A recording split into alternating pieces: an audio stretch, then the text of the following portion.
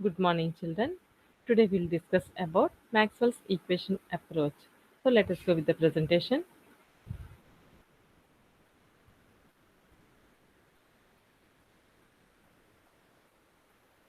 Potential functions by Maxwell's equation approach. Already we have discussed with the heuristic approach. Now we are going with Maxwell's equation approach. So here in this approach, starting from the Maxwell's equations, we have to find the differential equations from these Maxwell's equations. So for the time varying fields, Maxwell equation in the point form are given as del cross A equals to minus mu dou h by dou t, del cross h bar equals to j bar plus epsilon dou e bar by dou t, del dot e bar equals to rho v by epsilon, del dot h bar is equals to 0. So here if you observe this equation number 4, it is clearly observed that divergence of h is 0.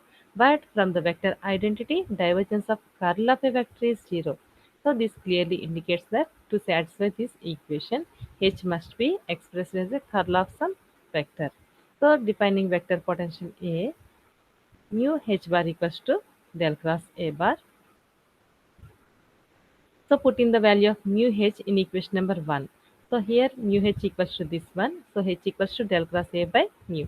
So let us substitute this mu h in equation number 1. So here in the place of h bar we will replace with del cross A by mu.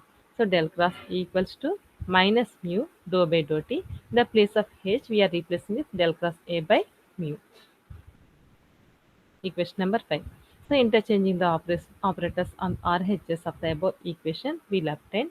So del cross equals to minus del cross dou A by dou t. So here just we are interchanging the operators here. Del cross equals to, we are interchanging del cross dou A by dou t. And here mu and mu get cancelled. Okay, in numerator and denominator mu and mu get cancelled, and by interchanging the operations we'll obtain this equation. So del cross E, let us bring this one to the LHS. Del cross E plus del cross dou A by dou t, which is equals to 0. And by taking common del, we'll obtain del cross E bar plus dou A by dou t, which is equals to 0, equation number 6. So according to the vector identity, curl of gradient of scalar is always 0. So equation number 6 will be satisfied only this bracket term E bar plus dou A by dou t defined as a gradient of some scalar. So if we can define this one in the bracket term as a gradient of some scalar, so this one can be satisfied. So let us introduce a scalar potential B such that, let us cancel this one. So E plus dou A by dou t equals to scalar of some potential V minus dou V del V. So then electric field. So E can be obtained by sending this one to the RHS. So E equals to minus dou V minus dou A by dou t. Equation number 8. So here the equation number 5 and 8. Once look at here. Equation number 5, this one. Mu h is equals to del cross A. And equation number 8, let us see. This one, E bar equals to minus del V minus dou A by dou t. So by seeing this equation number 8 and equation number 5, we'll obtain H and E. So here from equation number 5 and 8, it is clear that electric and magnetic fields E and H can be expressed in terms of scalar potential V and vector potential A. So the fields expressed in equation number 5 and 8 satisfy two of Maxwell equations, namely 1 and 3. So if these two equations satisfy equation number 1 and 3, what about the remaining two equations? The differential equations for the potentials are obtained from the remaining two of the Maxwell equations. So we will find by using remaining equation number 2 and equation number 4, we'll find out the potentials for the from those two remaining Maxwell's equations. So we can derive. So substituting the values of E and H from the equation number 8 and 5 respectively in equation number 2. Let us consider equation number 2. Del cross H is equals to J plus epsilon dou E by dou T. So by substituting H and E in equation number 2, we'll obtain, let us see, we'll get this one. So by substituting, we'll obtain, just we are replacing H and E in the place in equation number 2. So by interchanging the operators, we will obtain 1 by mu del cross A, which is equals to J plus epsilon. So minus del dou V by dou T minus dou square A by dou T square. So here we are multiplying here and here we are interchanging. So del cross A, which is equals to mu j bar minus epsilon mu del dou v by dou t minus epsilon mu dou square A by dou t square. That means we are sending mu to the right hand side. So del cross A, which is equals to mu j bar minus epsilon mu, by multiplying this one, and here we will obtain the negative sign. So this is equation number 9. So from the vector identity, we have del cross A is equals to del into del dot A minus del square A. So in equation number 9, we can replace this one with by using this vector identity. So rewriting the equation number 9, we'll obtain, so LHS this one, and RHS directly we can replace, we can write this one. So this is equation number 9.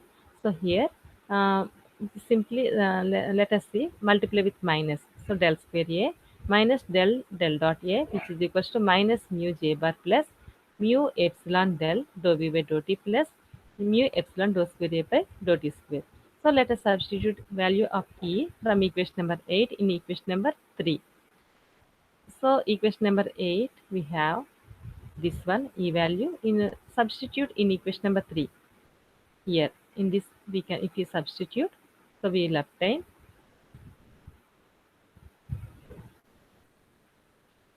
this one. So simply we are replacing with E.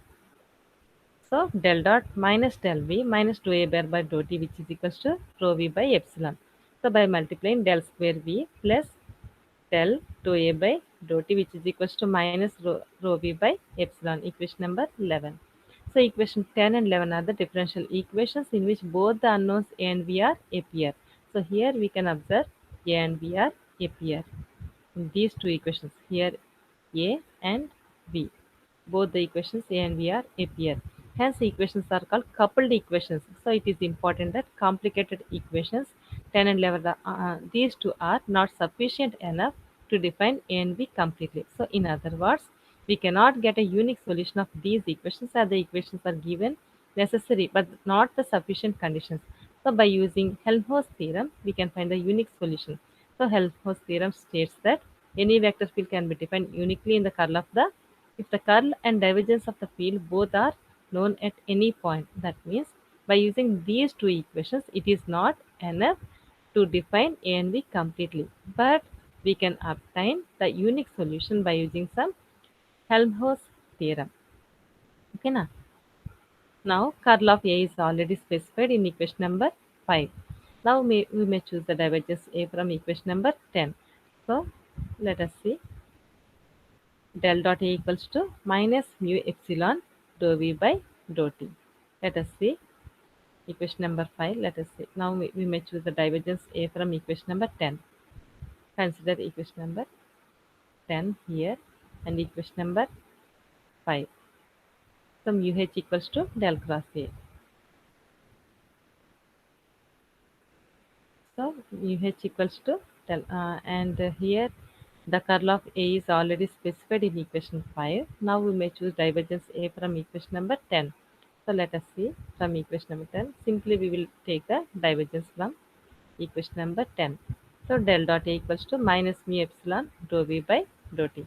So selecting divergence of A in equation number 20, 1 point, the equations 3.2.2 and 11, 10 and 11 become uncoupled. So the relationship between the divergence of A and B is known as Lorentz-Gauss equations or Lorentz conditions for potential.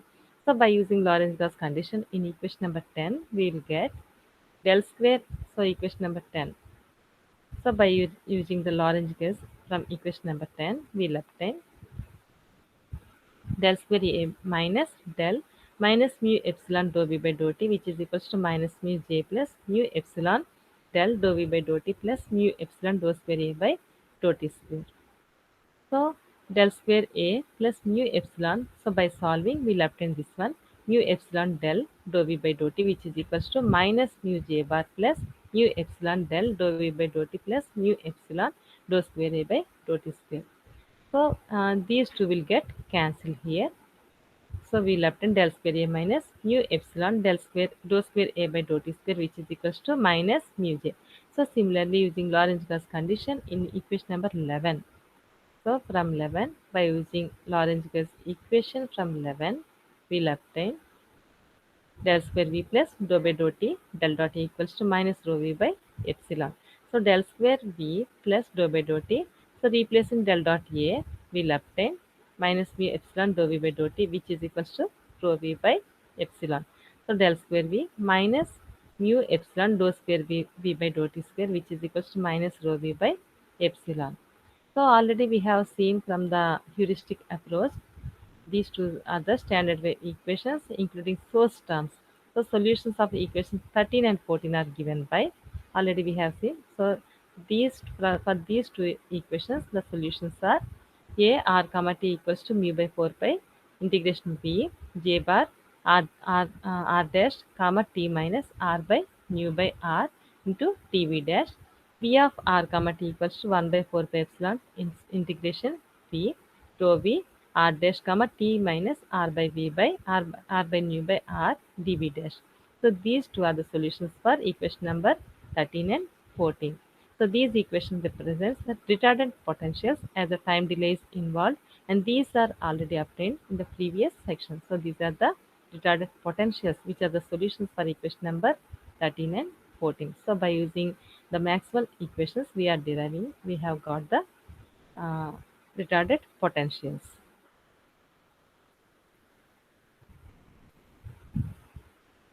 Thank you, children.